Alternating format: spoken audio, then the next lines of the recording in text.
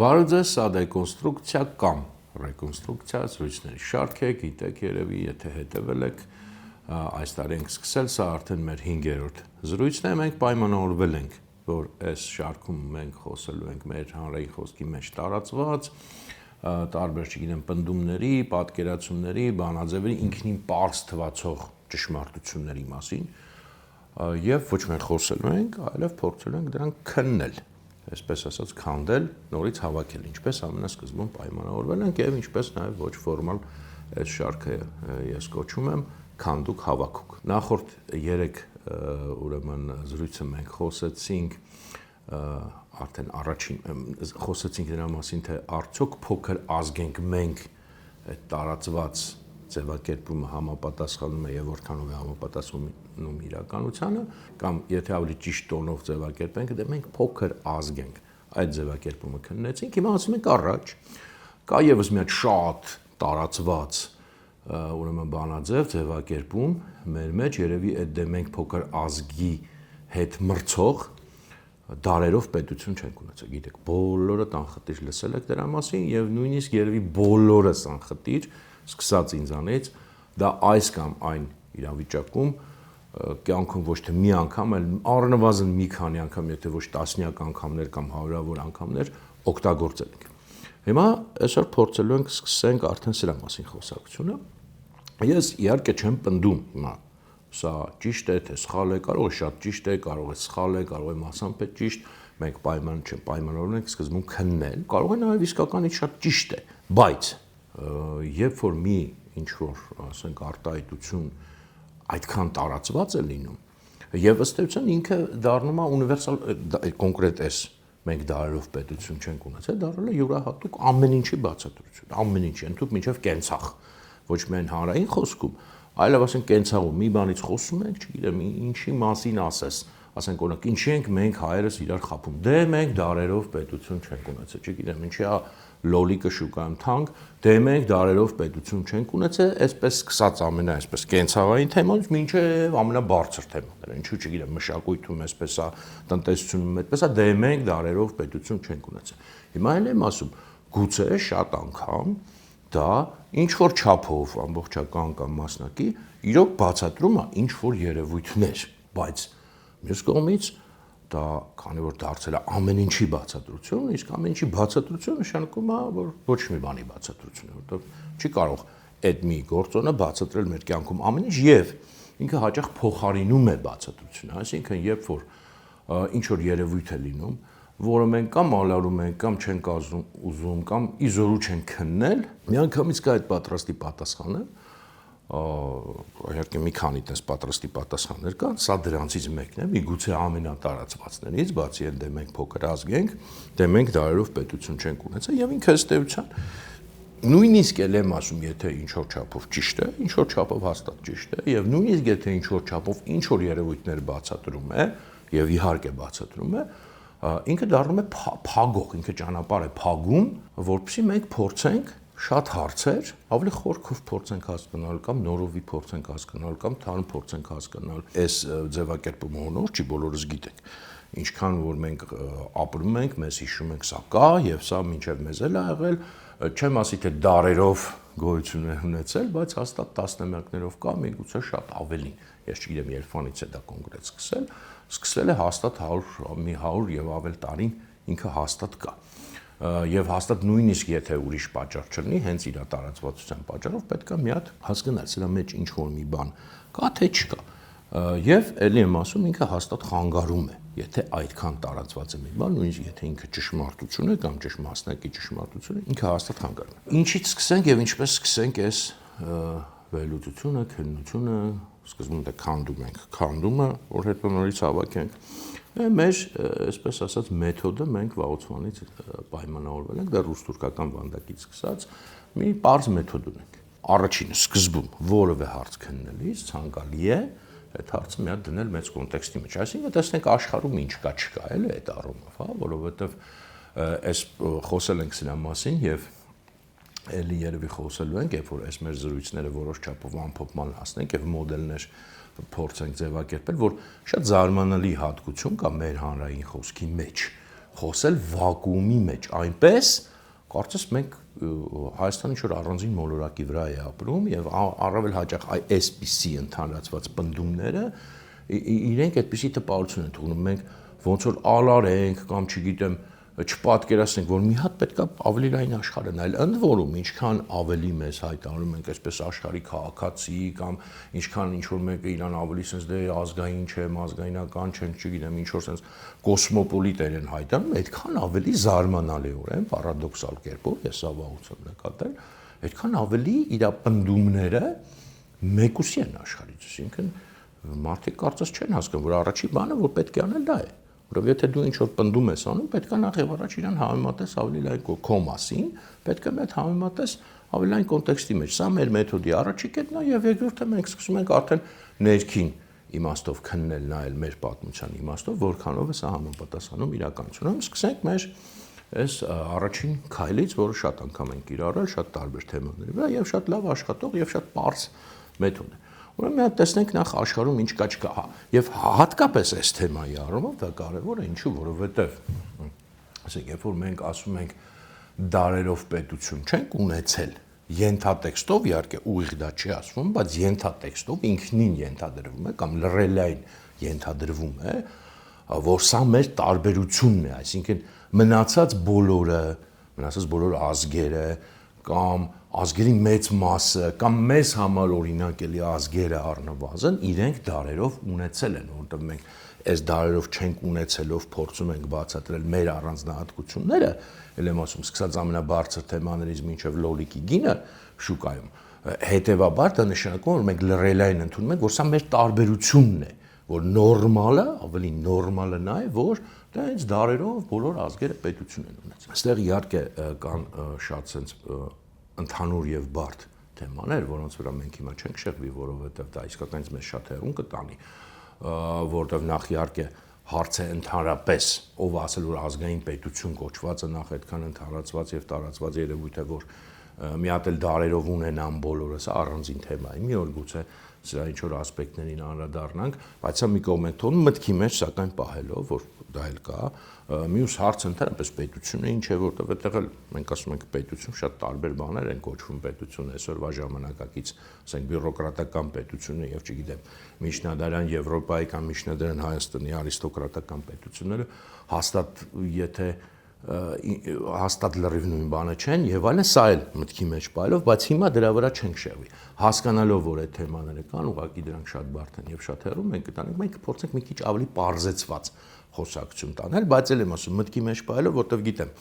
կարող է ինչ որ մեկը նայելով առարկի ասի, բայց ընդհանրապես դու խոսում ես ազգային պետությունների մասին կամ ազգերի մասին, որոնք պետություն ունեն ունեցել, բայց չէ որ ազգային պետությունը ժամանակակից կոնցեպտ է եւ այլն գիտեմ որ նման թեմա կա, բայց էլ եմ ասում այդ թեմայի վրա հիմա շեղվելը շատ հեռուն կտանը, դրա համար ես այս պահին բարձեցված խոսակցություն եմ տանում, իսկ կգա ժամանակը միգուցե այդ դրա մասին էլ խոսենք, որտեղ այդտեղ էլ կան հետաքրքիր բաներ, որոնք արժի ուրեմն քննարկել մեր իհարկե խնդիրների կոնտեքստում։ Հիմա եթե մենք փորձում ենք ուրեմն դնել այս հարցը լայն կոնտեքստի մեջ, հա, արտաքին կոնտեքստի մեջ եւ հասկանալ իսկ արդյոք հայերը հենց դրանով տարբերվում են մնացած բոլոր ազգերից կամ ազգերի մեծ մասից կամ թեկուս հարևաններից, հենց այդ բարձ օրինակներով էլ պետք է գնանք առաջին հերթին, կարելի է շատ հեռու չգնալ, միգուցե հաջորդ անգամ նաև մի քիչ հեռուներ գնանք, նայած այս խոսակցության ընթացք, սկսենք մեր հարևաններից, ամենապարզ բանից, մենք ունենք այս պահին որում են հարևաններից, որոնք այս պահին պետություն ունեն, հա, ասենք դա Իրանն է, չգիտեմ, Վրաստանն է, Ադրբեջանն է, Թուրքիան է, չենք վերցնում այս պահին այն ազգերին, այն ժողովուրդներին, որոնք չունեն հիմա էլ պետություն, կամ համարվում է, որ ընդհանրապես չեն ունեցել, օրինակ քրդերի օրինակը բոլորը գիտեք, միշտ ասում են աշխարհում ամենամեծաքանակազգն է, որ այդպես էլ սեփական ուրեմն պետություն չի ստեղծել, չունի հիմա էլ, չնայած ես այստեղ էլ կարող եմ ասել, որ հա չի ունեցել մի կողմից եւ չունի, մյուս կողմից էլ քրդական բազմաթիվ իշխանություններ են եղել են քրդական դինաստիաներ եւ այլն, այսինքն այստեղ էլ մի քիչ նրբություններ կան, ամեն ինչ չի որ այդպես սև ու սպիտակ է եւ այլն, չգիտեմ, ասորիներին կարելի է հիշել, որ Աստված գիտի էլ նույնիսկ երբեմն վերջի անգամ ինչ որ մի պետականության նմուշ այսպես ասած ունեցել, մինչև հիմա ապրող ժողովուրդ են, եւ այլն, դրանց բայց հիմա չենք վերցնում։ Վերցնում ենք, որպեսզի sense բան լինի, մի հատ նայում ենք մեր հարևանների մոտ ինչ ա եղել այդ առումով, այսինքն արդյոք այդքան արմատական է մեր տարբերությունը, թեկուզ հենց սկսած մեր հարևաններից, եւ հետո կարելի է փորձել ավելի հեռուները գնալ։ Իհարկե հիմա ինչ որ կասեմ, ասենք ինչ օրինակներ որ կբերեմ, ինչքանի որ այսօր կհասցնեմ, իհարկե կարող եք ասել որ հա ինչ էլ ասես, մեկը մերը ոնց որ ավելի վատ է, ինչքան էլ դու փորձես ներկայացնես։ Ես չեմ ասում վատ է թե լավ է, ես ասում եմ այս հարցը եկեք նյուանսներով հասկանանք, որովհետեւ օրինակ եկեք սկսենք հենց Իրանից ամենա ասես ցայտուն օրինակ, ինչի, որովհետեւ դե ասում ենք Իրանը այն պետությունն է, որ 3000 տարի առնվազն գոյություն ունի։ Եվ ինչ որ չափով դա իրոք այդպես է։ Որսենց շատ հեռվից ենք նայում, բայց դե մոտիկից ենք նայում, այդտեղ շատ նրբություններ են գալիս, որ պարզվում է այդքան էլ այդպես չի։ Եվ մենք երբ որ սենց ընդհանրացված ասում ենք ու համեմատում ենք մեզ հետ, երբ որ մենք այդ նրբությունները ընդհանրապես հաշվի չենք առնում, մենք իրականում ստանում ենք շատ աղավաղված պատկեր եւ ամենայնպես արժի, որ մի հատ կենթանի պատկերացնենք եւ հետո մեզ հարց տանք արդեն այս նյուանսներից հետո հարց տանք, ասենք, սա է մեր պատկերացրածը, թե սա չի, սա է մեր պատկերացած դարերով պետություն ունենալը, թե այդքան էլ այդպես չի։ Հիմա եկեք տեսնենք։ Իրանը իսկականից գիտենք բոլորը շատ հին պետություն է, մեր թվարկությունից առաջ ստեղծվել է, բայց այն պահից, երբ Իրանը նվաճվել է, արաբները նվաճել են Իրանը, իսկ դա եղել է 7-րդ դարում, այդ պահից սկսած, շատ երկար ժամանակ միասնական իրանական պետություն չի եղել։ Եղել են տարբեր տենց իշխանություններ, մինչև մոտավորապես ասենք, հա 11-րդ դարի, երբ որ թուրք-սելջուկներն են գալիս, մասամբ իրանական ցակման դինաստիաներով, մասամբ արաբական, հիմա դրա մեջ չենք խորում, միասնական իրանական պետություն չի եղել, տենց տարբեր իշխանություններ են եղել։ Այն պահից, երբ որ գալիս են արդեն, եւ սա երևի ավելի հետաքրքիր ու կարեւոր է 11-րդ դարից, երբ որ սելջուկները, թուրքերը նվաճում են այդ թվում նաեւ Իրանը, այդ պահից սկսած մեծ հաշվով մինչեւ 1925 թվական ոչ մի ծագումով իրանացի դինաստիա, տիրակալ, կառավարող կարող է ինչ-որ առանձին բացառություններ, հիմա տենց ասացի, 1-2 հոգի, բայց ընդհանուր պատկերով չի տիրել Իրանում։ Իրանում այդքան ժամանակ 11-րդ դարից մինչև 20-րդ դարի, ուրեմն առաջին, այսպես ասած, քառորդ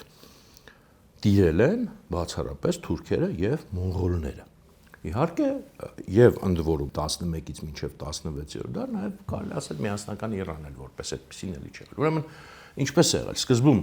սելջուկներն են նվաճում,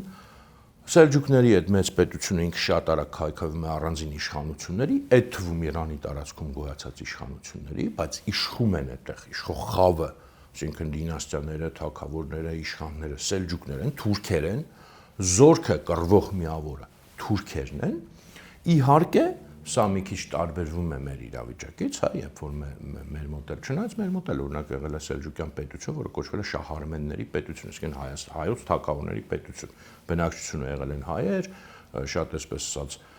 պետությանը ծառայողներ եղել են հայեր, բայց վերնախավը եղել են սելջուկներ։ Մենք դա չենք համարում մեր հայկական պետությունը, բայց Իրանում հենց այդպիսի պետություններ են եղել, այսինքն եղել են թուրքեր, որպես վերնախավ, այո, մշակութային առումով, չգիտեմ, պետության կառավարման զուտ առումով, կառավարչական ֆունկցիաների առումով եւ այլն, պարսկական է եղել, այսինքն պարսիկները այդտեղ տեղ են զբաղեցրել, ասենք բյուրոկրատներ են եղել, չգիտեմ, արվեստն եւ այլն, բայց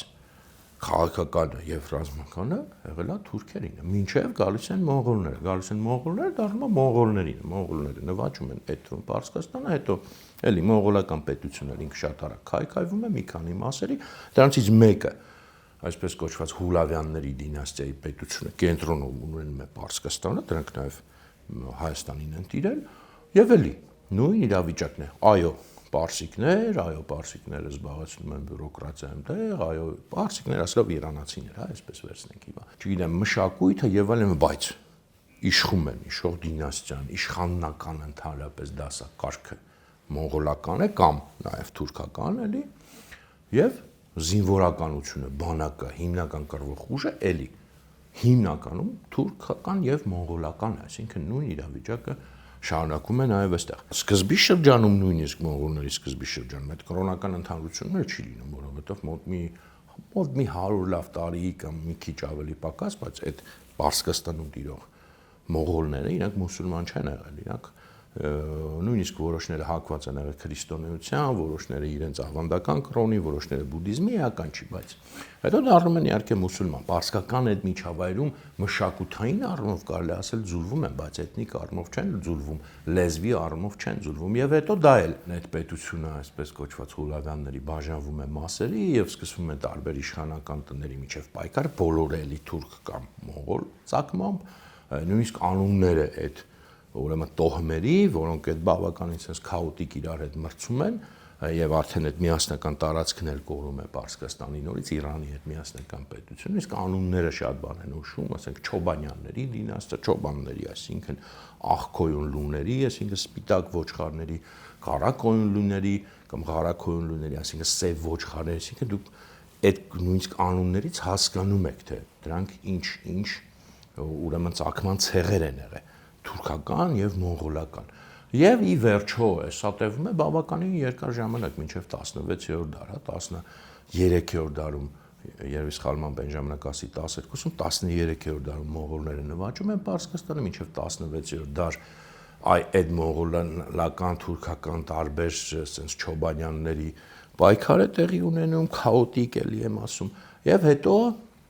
16-րդ դարում Իրանը նորից միավորում է առաջին անգամ արաբներից հետո, իդեպ կարելի ասել Սեֆևյանների դինաստիան, ստեղծում է միասնական Իրանը, պատերազմում են Օսմանյան կայսրության դեմ, նվաճում են նորից նաև մեր տարածաշրջանը, այսօր Կովկասը եւ այլն, բայց Սեֆևյանները նույնպես թուրքալեզու էին, ճիշտ է, ցակումով, իրանք իրանացի են, շատ հեռավոր ցակումով, դա իրականում ի սկզբանե օրդեն է եղել, ժառանգական փոխանցվել է այդ օրդենի ոնց որ ղեկավարությունը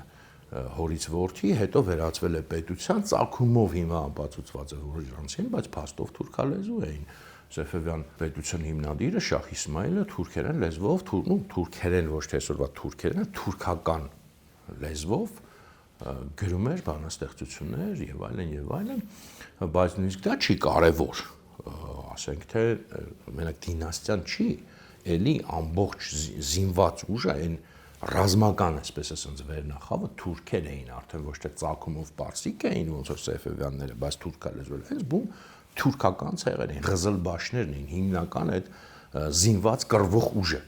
այդ ժամանակվա Իրանի Սեֆևյան կայսրության ղզլբաշներ, այսինքն որոնց այսօրվա օրինակ ադրբեջանցիները համարում են իրենց նախնիներ, որտեղ նրանք շիա թուրքեր էին, եւ Սեֆևյաններին էլ իրենք ասում են ադրբեջանցի։ Դա իհարկե շատ վիճելի բան է, բայց ամենադեպս թուրքալեզու են, իսկ ղզլբաշները դա թուրք էին, թուրքական ցեղ էին այստեղ։ Կարող է մեջները խառնված պարսիկներ լինեին, խառնված հայեր լինեին, դա էական չի, իրանք թուրքական ցեղ էին, հենց ցեղ, ոչ թե նույնիսկ բան, հա, ինչ որ։ Եվ սա եղել է Սեֆևյան Իրանը, հետո Սեֆևյան դինաստիաները ավարտվել, եւ հետո էլի նոր դինաստիաներ Պարսկաստանում, եւ բոլորը էլի թուրքական ցեղերից, օրինակ Նադիր Շահը Ավշար ցեղից, Ավշար նույնիսկ մենք մինչև հիմա գյուղ ունենք, չէ՞, աստեմ կարծեմ տենց է կոչվում, դա թուրքական ցեղ է, Ավշարները, հետո Ղաջարների ցեղը էլի թուրքական ցեղ։ Սրանք տիրել են արդեն Իրանը Ղաջարները մինչև 1925 թվական, այսինքն այս ամբողջ ընթացքում առնվազն 11-րդ դարից էլ եմ ասում, երբ որ թուրքերը սելջուկները գալիս են, դեռ մինչև այդ չենք վերցնում, որ էլի թուրքական այդ ցեղերը մեծ դեր են կատարել։ Առնվազն 11-րդ դարից մինչև 1925 թվական այս բոլոր թուրքական եւ մոնղոլական դինաստիաներն են տիրել Իրանին եւ ռազմական ու քաղաքական վերնախավը գերակշռող մասը եղել են թուրքեր, որոշ չափով որոշ շրջանում նաեւ մոնղոլներ ցակումով, այո, իրանական պետական ինքնությունը ուժեղ է եղել, այո, իրանական մշակույթը ամբողջությամբ կլանել է նրանց, այո, իրենք իրենց նույնիսկ զգացել են հենց իրանական այդ ավանդույթի կրող, բայց թուրք են եղել։ Եվ նոր 1925 թվականին, երբ որ Ռեզա խանը, որը սկզբում դառնում է պաշտպանության նախարար, հետո հռչակում է իրեն շահ, Գահանկեցյանը վերջին Ղաջար շահի, նոր առաջին ուրեմն իրանացին տիրում է միասնական Իրանին, Սասանյանների դինաստիայի անկումից հետո առաջին անգամ, այսինքն 7-րդ դարից առաջին անգամ միասնական իրանական պետությանը տիրում է իրանացի, պարսիկ, ոչ թե թուրք, ոչ թե մոնղոլ, ոչ թե արաբ եւ միասնական Իրանի։ 1925 թվականից այսօրվա այդ որ Ռեզան կար թագաժարան, դրա պապն է։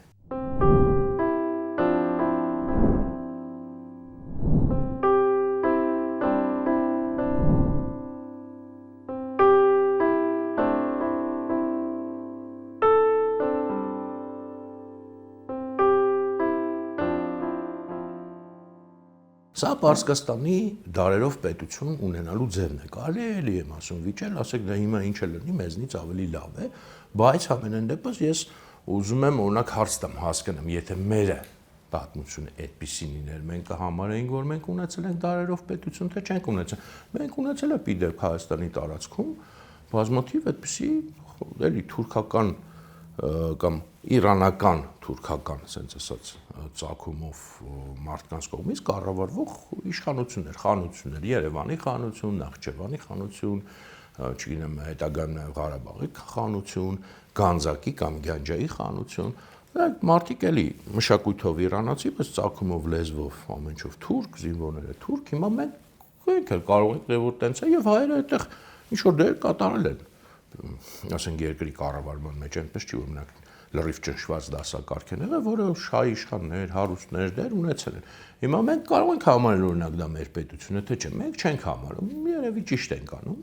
այդ չի հարցը, բայց ուզում եմ ասեմ, երբ որ մենք ասում ենք դարերով պետություն եւ նայում ենք օրինակ ամենավառ օրինակը Իրանը, մենք տեսնում ենք, որ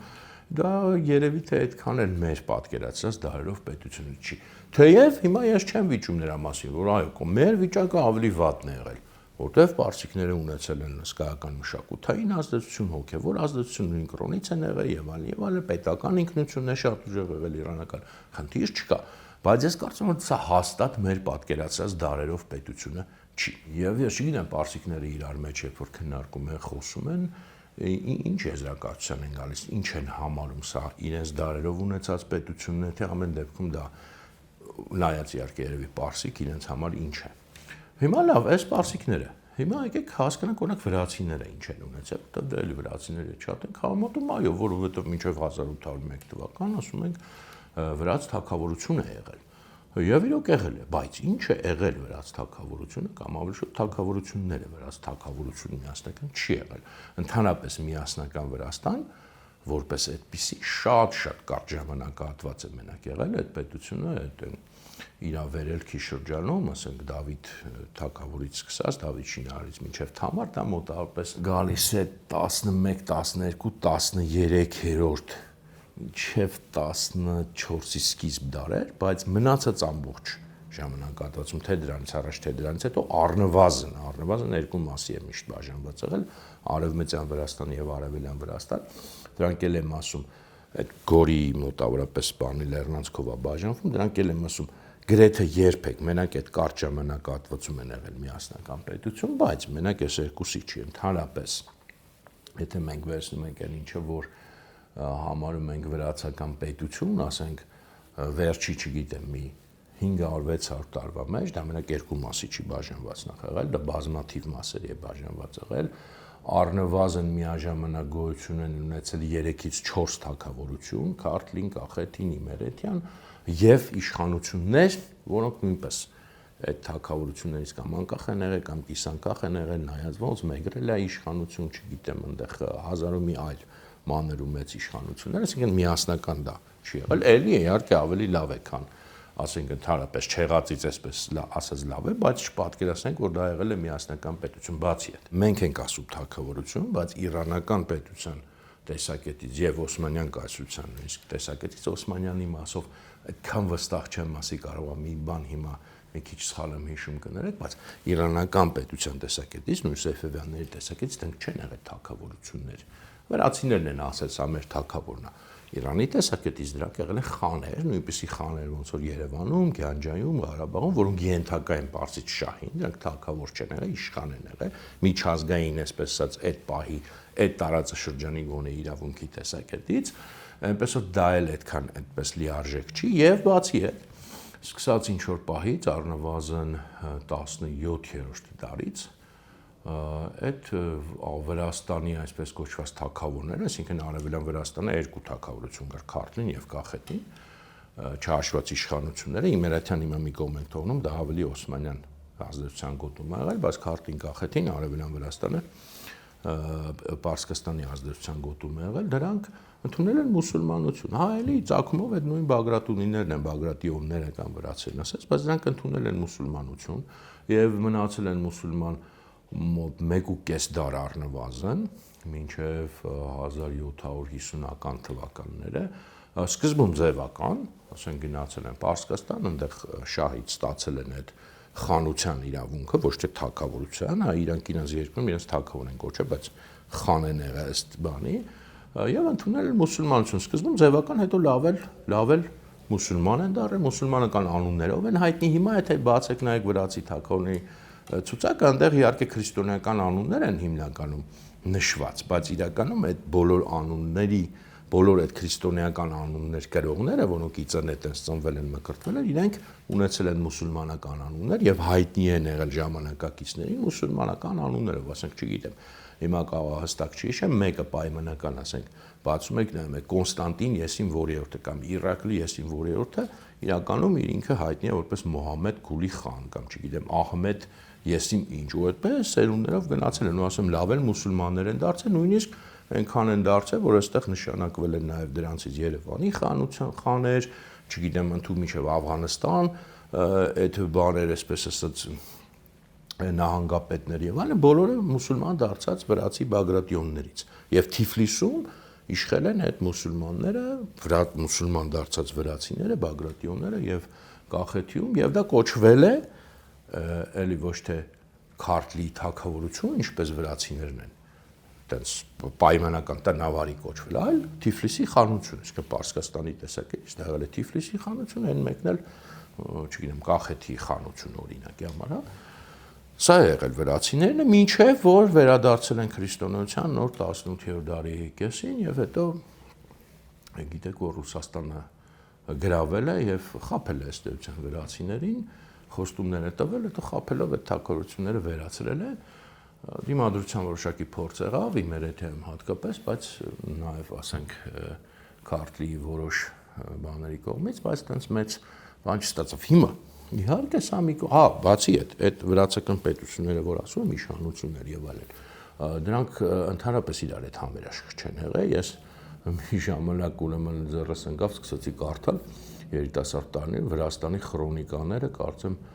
Վախուշտի Բագրատիոնի, տենց մի հատ հեղինակ ունի, դա թագավորական տնից էր էլի 18-րդ դարի ժամանակագրությունները այդ ժամանակվա Վրաստանի, ասենք 16-րդ, 17-րդ դար, 18-րդ դար, դա անverջ ներքին կռիվ է, անverջ, բառացի ամեն տարի, ասենք, չգիտեմ, քարտի թագավորը գնում է Իմերեթիայի թագավորի դեմ, այդ ժամանակ Կախետի թագավորը հարձակվում է թիկունքից քարտի թագավորի դեմ, դե մեգրելները հարձակվում են Իմերեթիայի վրա, Իմերետ աղջիկներին հավաքում են, թուրքերին ծախում են, որտեղ թուրքերը շատ գնահատում էին այդ իմերեցի աղջիկներին, ստրուկների շուկայում ծախում են ամեն տարի, ամեն գարուն մեգրելները արշավում են Իմերեթիա, հարևաններ են, հիմա որ հարցնես ամենը նույնն են, արշավում են Իմերեթիա աղջիկներին փախցնում էին, տանում էին թուրքերին շուկայում ծախում են, էս էր Վրաստանը եւ էլ չեմ ասում մնացած ամեն ինչ, այսինքն անverջ ներքին կռիվ եւ մի մասն էլ ժողովուրդը նաեւ մուսուլմանություն ընդունած, ոչ միայն իշխող վերնախավը եւ շատերը այդպես էլ մնացին, այսինքն օրինակ Մեսխեթիայի վրացիները այդպես էլ մնացին, հիմա էլ ասում են թուրք մեսխեցիներ, վրացիներ են մուսուլմանացած, դե Թուրքիայում ապրում են լազերը մուսուլմանացած, օրինակ ասում են Էրդողանը այդ լազերից է։ Եվ այլն, Պարսկաստան քշած վրացիները բոլորը մուսուլման են դարձել, Շահ Աբբասը նաև վրացիներին էլ է իդեպ, ոնց որ Հայաստանից քշել է Արարատյան դաշտից, տենց Վրաստանն էլ է բան արել, դատարկել, մինչև հիմա նախ հետնորդները կան մուսուլման են։ Հիշում են, որ վրացի են, վրացական խաչապուրի են ուտում, լոբի են երևի ուտում, բայց մուսուլման են։ Ուզում եմ ասել, սա վրացիներին է։ Հիմա էլ եմ ասում, կարող է, ասեք, հա դե չեղածից լավ է, կարող է, ասեք մեզանից ավելի լավ է, երևի մեզանից լավ է, հա երևի չէ, մեզանից լավ է, բայց հաստատ դա այն դարերով պետություն ունեցելը չենք, որը մենք պատկերացնում ենք sense իդեալական եւ ուզում ենք որ մենք էլ ունենանք, ես չգիտեմ, կուզենայինք, երևի թե էլ եմ ասում, երևի թե կուզենայինք գոնե տենց մուսուլման ինչ որ հայեր իշխեին կամ չիշխեին, բայց համենայնիվս իմանանք, որ Վրաստանի դարերով պետությունն էլ էս է եղել։ Դե այսքանը արդեն հագին նյութ էր, մի քիչ էլ կարելի է շատ կարճ, քան որ հարևաններին հիշատակեցինք, ասենք 4-ին էլ հիշատակեցինք, Ավելի sense մազալու օրինակ էր, մի հատ բայց շատ կարճ եմ խոսել Թուրքիան։ Դե Թուրքիան լավ հասկացել, տես որոնք վրացիները, պարսիկները, բայց Թուրքիան էլ հաստատ դարերով պետություն է ունեցել, ասեք դուք։ Դե ունեցել է Օսմանյան կայսրությունը, իրոք դարերով եղել է։ Ու դարերով ասել է, ասենք 13-րդ դարից սկսած, այն անցյալ անգամ խոսացինք, որ փոքրիկ իշխանությունից է դարել եկա մեծ կայսրություն, բայց որքանով է դա թուրքական պետություն, ասեմ ձեզ այդքան էլ միանշանակ չի հենց թուրքերի համար, որովհետև Օսմանյան կայսրությունը ինքը իրան չի համարել թուրքական պետություն եւ հաստատ թուրքային կան ազգային պետություն չի եղել, դրանպես մուսուլմանական աշխարհում ազգային պետությունը շատ այնց, այն ժամանակվա մուսուլմանական աշխարհ, ոչ հիմա շատ ցած կասկածելի սահմանում է, իրանք եղել են օսմանցի, իրանք եղել են մուսուլման, մշակույթով հիմնականում պարսկա-արաբական մշակույթն է եղել, ճիշտ է լեզուն եղել է թուրքերեն, բայց այդ թուրքերենը, որը հիմիկվա թուրքերեն ընդհանրապես չեն հասկանում, ոչ թե այնքան ոնց որ մենք գրաբարը չենք հասկանում, որովհետև գրաբարը հայերեն է, այլ շատ ավելի, որովհետև այդ օսմանյան լեզուն ըստ էության թուրքական քերականության արաբերեն պարսկեն է, բառերի ճշշող մեծամասնությունը եղել է արաբերեն պարսկեն, իրանք հիմա կարդում են եւ չեն հասկանում օսմաներենը գրեթե անհասկանալի մի հատ բան է այսօրվա Թուրքիա համար։ Կարծում չեմ չափազանցնում, կարող եք մասնագետներին հարցնել, եթե չափազանցնում եմ, բայց որքան ես հետաքրքրվել եմ, իմացել եմ, խոսել եմ նաեւ մարդկանց հետ, այդպես է։ Եվ թուրք բառը չի եղել այնտեղ տենց պետության ինքնության։ Մանավանդ դե որ ասենք ցակումով էլ այդ կառավարողները ով ասես եղել են, ով ասեսը տեղ եկել, լծվել անտուք մինչև Եվրոպայից եկած մարդիկ, սլավոններ, չգիտեմ հայեր, հույներ, ինչ որ չափով նաև թուրքեր, բայց ոչ միանշանակ միայն թուրքեր, դրանք բոլորը մուսուլմանության իսլամի դրոշի, սունի իսլամի դրոշի տակ են միավորված եղել, չեմ ասում սուլթանները, քանի որ անընդհատ ամուսնացել են, հիմնականում վերջին արդեն դարերում նաև չերկեսուիների հետ հարեմները, դրանք արյունով եղել են ըստ էության չերկես եւ իրանք դրա մասին իմացել են, ճիշտ է, չգիտեմ որքանով ստույգ է, բայց շատ տենց պատմական, այսպես ասած, այն հին իմաստով անեկդոտներ կան, որ, ասենք, սուլթանները ասում են, դա էս թուրքերը գեղցի, որովհետև իրանք իրենց թուրք չէին համարում, իրենց մայրերը թուրք չէին, չերկեսուհիներ էին եւ իրենց ներշնչում էին այդ գեղցի քյարթու թուրքերի նկատմամբ տենց ոչ արհամարական վերաբերմունք։ Էլի թուրքը ոնց որ ավելի շատ որ էլ եմ ասում կարող եմ մի քիչ տենց անեկդոտիկ բան է, բայց մի քանի տեղ կարդացել եմ, ավելի շատ եղել է տենց գրեհիկ մարդու, գեղացու, քյարթուի այն Անատոլիայի խորքերում ապրող մի հատ չոբանի հոմանիշ։ Եվ առավել եւս, երբ որ այս արդեն օրինակ մեր բաներից հայերից էլ կան, ոնց որ կարծեմ Զարևանդի գրքում էր, եթե չեմ սխալվում, որ երբ որ գալիս են եվրոպացի գիտնականները առաջի անգամ եւ սկսում են թուրքերին պատմել, որ նրանք ցեղակից են Միջին Ասիայի թուրքալեզու ժողովուրդներին, այդ փոլսի թուրքերը շատ են ջղայնանում, որ էսում էտես մեզ համեմատում են քաղաքակիրթ ազգ, ինչ որ այդ քոչվորների հետ էս մեզ համեմատում։ Այսինքն իհարկե ինքը թուրքերի այսօրվա տեսակետից իրեն ժառանգության մասն է, իհարկե ի վերջո ինչքան էլ մենք բանանենք թուրքերի կողմից է ստեղծվել, թուրքերն են եղել վերնախավ, բայց իրենց ինքնանկալումը, իրենց ինքնությունը շատ ահավոր տարբեր է եղել եւ դրա համար Քեմալը երբ որ Քեմալն է ստեղծել կարելի ասել Թուրքիա որպես ազգային պետություն, թուրքական ազգայնականություն, մինչև այդ արդեն մի 20-30 տարի իհարկե եփվել է այդ թեման, դեռ երի թուրքերից սկսած, բայց Քեմալն է վերջնականապես հաստատվել, դեպ դրա համար Քեմալի արած այդքան հեղափոխական ինքը լրիվ փոխել է ամեն ինչ, եւ լեզուն է լրիվ այդ այնքան ոնց որ փոխել, թուրքացրել, վերաթուրքացրել այդ լեզուն, որ հիմա իրանք չեն հասկանում իրենց ասենք 3-րդ, 4-րդ սերնդի պապերի խոսացած կամ գրած ավելի շուտ լեզուն հասկանում եք, այսինքն այստեղ նույնպես ամեն ինչ միանշանակ չի եւ լուրջ խնդիր է դա, ասենք ինքնության պարակտման խնդիր է, հիմա ճիշտ է, ասենք նույնը տողալը նեոսմանիզմ է բանանում, փորձում տարածել եւ այլն, բայց մեկ է այն Թուրքիան, որը Քեմալն է հիմնադրել, ազգային Թուրքիան եւ Օսմանյան կայսրությունը շատ տարբեր են եւ շատ այսպես ասած ինքնության տես ճգնաժամային բաներ կան այդտեղ հիմա շատ չխորանամ ավելի մանրամասն կարող թուրքագետները պատմեն ես թուրքագետ չեմ ես գիտեմ այնքանի ինչքանի ես գիտեմ բայց ուզում ասեմ նույնիսկ Թուրքիայի դեպքում դարերով պետություն ունենալը մի քիչ համենայնպես հաստատ մեր պատկերացածը չի այն Թուրքիան որը մենք գիտենք հիմնադրել է Մուստաֆա Քեմալը 1920-ականներին ոնց որ Ռեզա Շահը իդեպ որին հիշատակեցինք, նույնպես ժամանակակից Իրանն է հիմնադրել, իդեպ շատ նման են ռեֆորմները իր անցկացված Քեմալի ռեֆորմներին, ուղղակի այդքան մեծ անուն ինքը չի անել, բայց կարելի ասել Պարսկաստանի